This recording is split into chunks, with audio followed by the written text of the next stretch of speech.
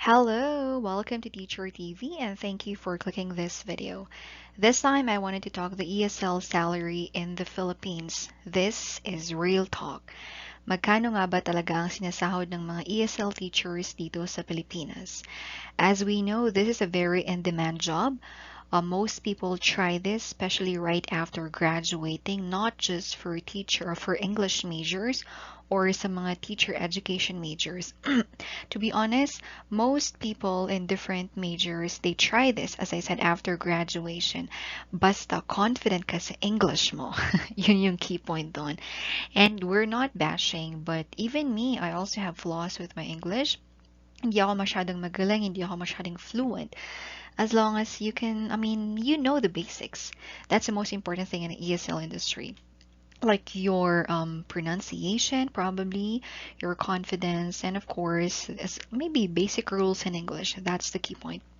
Anyways, moving forward, so as I said, we will talk about magkano nga ba talaga ang sinasahod natin. Okay, so for our main market, I wanted to talk about the main market of ESL in the Philippines. So we have Chinese, Japanese, and Korean. So we also have other nationalities, but let's focus on this one. Kasi ito yung mas madaling i-market actually para sa mga Philippine teachers. For Chinese and Japanese, actually may pagkaka-same or similarities with the rate.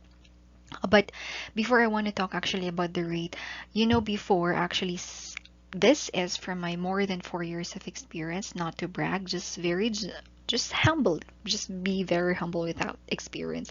So I'm sharing this with my 4 years of experience and probably with other teachers' sharings, okay? So this one for Chinese, Japanese, parang actually, why am I going at, sorry, puyat tayo. Okay, going back with that one. Actually, before, ang ESL is able to receive high salary, to be honest. High rate. Meron din silang mga incentives actually. But, time has changed and pandemic hit us, right? So most probably, a lot of people during pandemic lost their job and definitely they tried online jobs. So one of them is actually this online teaching. So to be honest, may mga iba na grab yung opportunity which is to receive not cheap, lesser salary compared than the average. So yun actually yung nag-push sa mga ibang companies to just remove incentives and to lessen the salary. So that's very unfortunate. I will give you an example. For some, sa iba, they're actually going to offer the teachers, like 50 pesos for 1 hour. Those ones, it's very sad, but it's true. And yung very sad then is that teachers would accept this, so it become like a domino effect. Sunod-sunod na yan, so yung mga ibang teachers na apektuhan na rin. We're not blaming them naman kasi all of us, we have bills to pay, right? But unfortunately, that happened. And also, there is one thing that happened in China as well. They have this policy that for kids, they must not be studying beyond such time in the evening, kasi may mga pressure for yung mga parents not to have babies because yung competition sa market of studies for English as well. So, yun yung one factor. It's the pandemic as well as yung mga policy in China. For China, that's the point. And here comes or following Japanese. Maybe they have heard about it. So Filipinos are now accepting a lesser salary. So let's lessen our salaries. Let's offer mas mababang sahod. Kaya yun na nga, domino effect siya. But for Koreans, maybe in a way they were also affected with that one. They've known, but honestly, I think in some ways Koreans are maybe, let's say, a bit genuine, very giving sa salary.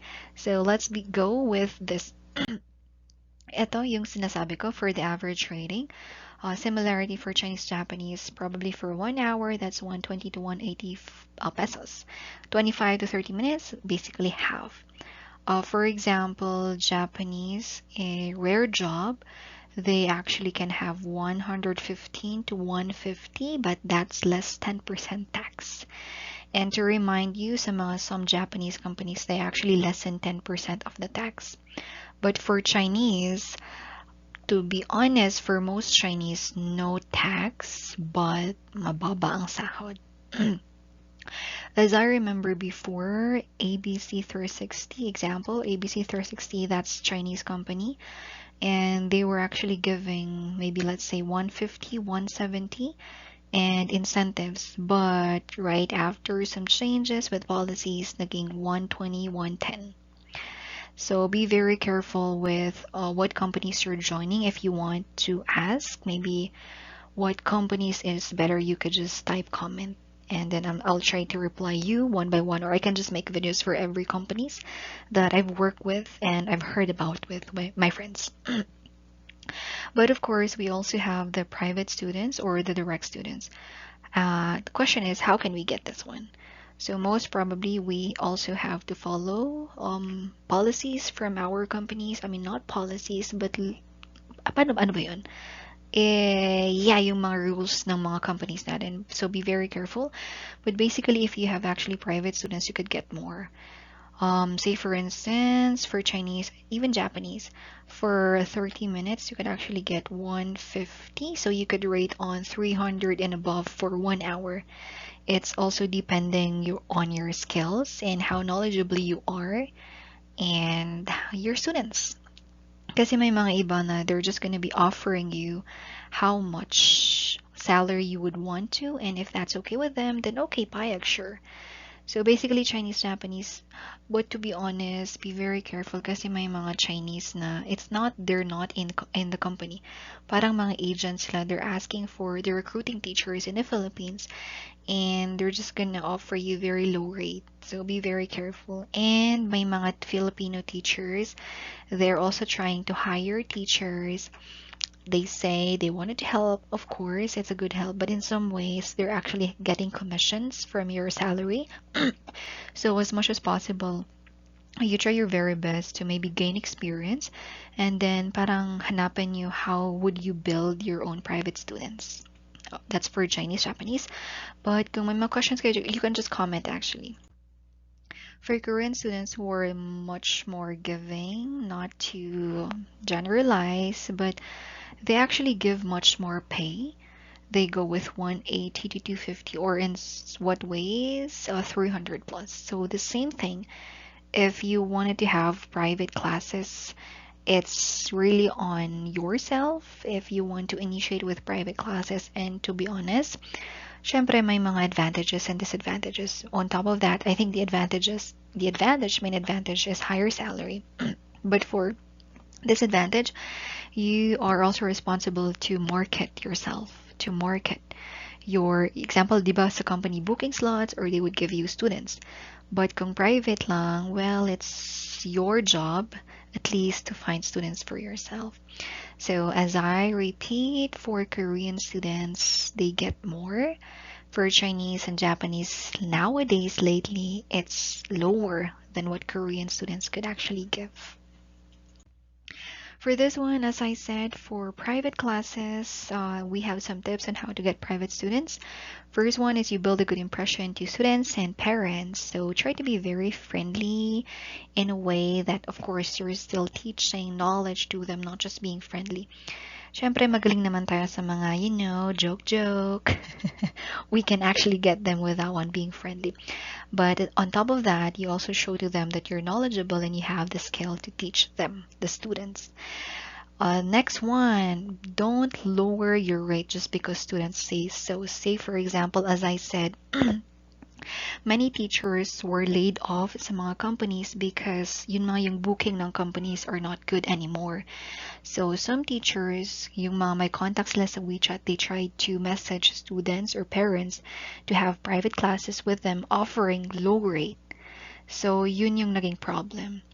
And basically, if in my experience, to be honest, may mga students are messaging me to have private classes and they're offering very, very, very low rate. And I asked him, bakit masyadong mababa? And they would say, that's the common rate of Filipino teachers. So parang yun na yung common notion or yung knowledge that for us Filipino teachers now, we get to be paid very cheap with our service. We cannot blame, as I said, I'm not blaming, we cannot blame those people who need to pay bills. But as much as possible, if we want this job, if we want to earn more money, we build or we invest in ourselves. So, yun nga, and maybe one more tip is maybe you try to make your own, how do you call this one? Like marketing strategies, maybe posters, yung mga ganon, and then you post on WeChat. Anyways, I can make videos, but I think basically this is what I could share. So, to be honest, you can have more money in ESL, you can have less than the average. It's depending on how skillful you are, and syempre sa hard work mo na rin.